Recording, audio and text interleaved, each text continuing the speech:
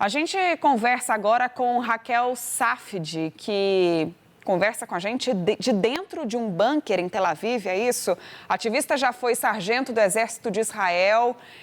Raquel, obrigada pela sua participação, por topar conversar com a gente. Queria que você dissesse qual é a situação. Você está num bunker, essa foi a orientação do governo. Qual é a situação de momento por aí?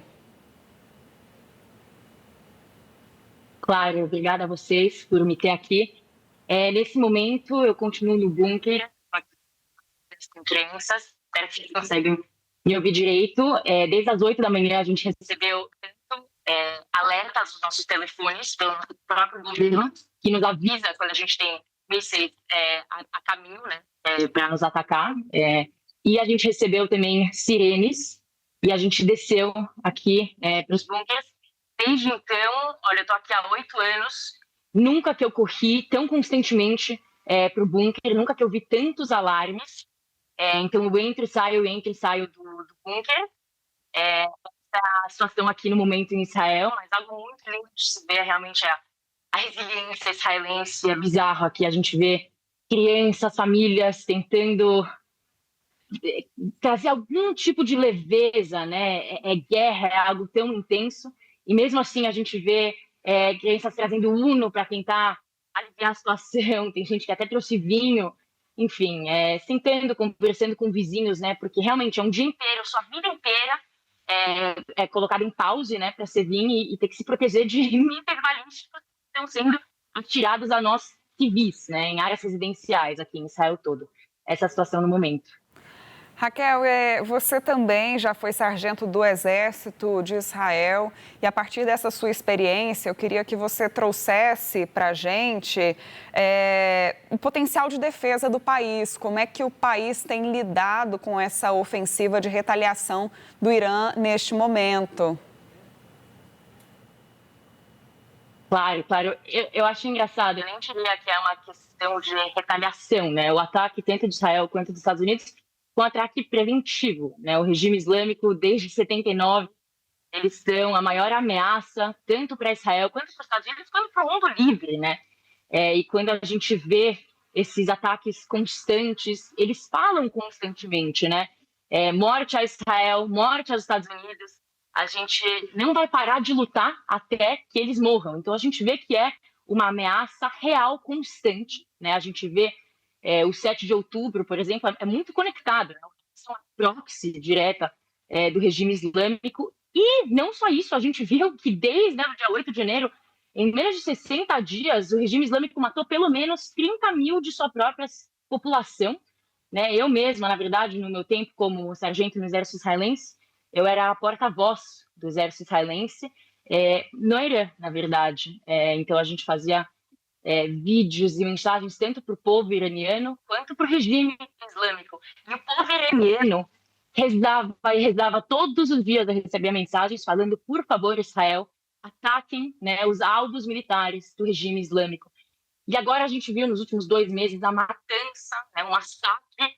Me dói só de lembrar e pensar no que as mulheres, no que as crianças passaram lá, continuam passando.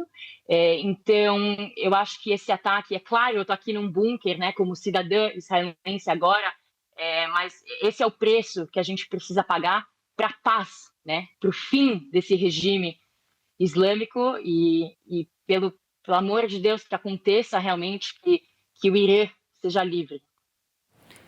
Raquel, e qual é a situação aí dentro do bunker? Você citou que tem crianças, famílias que estão se abrigando, as sirenes estão tocando, é possível ouvir o barulho de bombardeio? Como é que está a situação em Israel?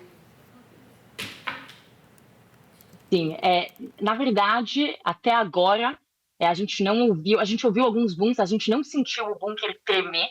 Na guerra passada, dos 12 dias com o Irã, os bunkers tremiam. A gente tem aqui alguns sistemas de defesa diferentes, né? Graças a Deus, nosso governo nos protege, sempre trabalhou nos proteger. Então, por lei, a gente tem bunkers em todo prédio novo. Às vezes a gente tem até por andar. Eu moro num prédio mais velho, então o meu bunker ele é embaixo da terra, ele é no subsolo. E muita gente que não tem bunkers, por os prédios serem bem velhos, eles vão para áreas públicas, eles vão para o subsolo dos trens, né, estacionamentos. Eu estou recebendo agora, eu não sei se foi interrompido, eu recebi agora o alerta ao meu telefone que o governo manda me avisando, volte para o bunker, porque no momento todo mundo saiu, e esse alerta é um alerta mais ou menos 10 minutos antes que os mísseis chegam, avisando que tem mísseis a caminho, e aí a gente ouve a sirene quando tem mais ou menos um minuto e meio. Então isso significa que em mais ou menos uns 10 minutos vão voltar de novo. E é difícil, né? Porque a gente não sabe quando vai acabar, a gente não sabe quanto tempo a gente vai ficar aqui. E, infelizmente, houveram casos no passado que pessoas, mesmo protegidas, mesmo dentro dos bunkers, né? Quando um míssil balístico cai bem em cima, às vezes não tem o que fazer. Tenho pais de amigos meus que, infelizmente, na Guerra dos 12 Dias foram assassinados dessa forma, mesmo protegidos. Então, é difícil, é difícil. Raquel, e como é que você tem visto a reação das pessoas aí em Tel Aviv em relação a mais esse conflito? Como é que as pessoas estão reagindo ao conflito? A gente sabe que no Irã havia o registro de várias manifestações, houve o registro de várias manifestações nas últimas semanas, pedindo a queda do regime, e tudo isso tem corroborado também para uma reação da população. Como é que as pessoas em Israel têm assistido e lidado com as novas informações, os novos fatos desse sábado? É uma ótima pergunta. É engraçado que a gente vê agora a guerra começou, né? E é bizarro falar que a guerra começou quando a gente está em guerra há 2 anos, né? A questão de Gaza, mas a gente está em guerra constante. Então, eu acho que, por um lado, foi até um alívio para muitos israelenses. Muitos israelenses falaram que alívio que, pelo menos, finalmente começou, porque a gente viveu nas últimas semanas, no último mês, essa tensão constante, né? Os Estados Unidos estavam fazendo conversas com o Irã, negociações, ia dar em guerra, não ia. Então, agora eu sinto que, assim, grande parte do povo israelense, por mais que, é claro que é exaustante e dá um medo, né? É um certo medo de estar sob mísseis, tem essa questão do alívio de que finalmente, né, essa ameaça constante possa ser eliminada, né? Uma esperança de que o regime islâmico realmente acabe dessa vez, porque a gente vive em constante ameaça. Então, até eles realmente continuarem no poder, né, e continuarem com seus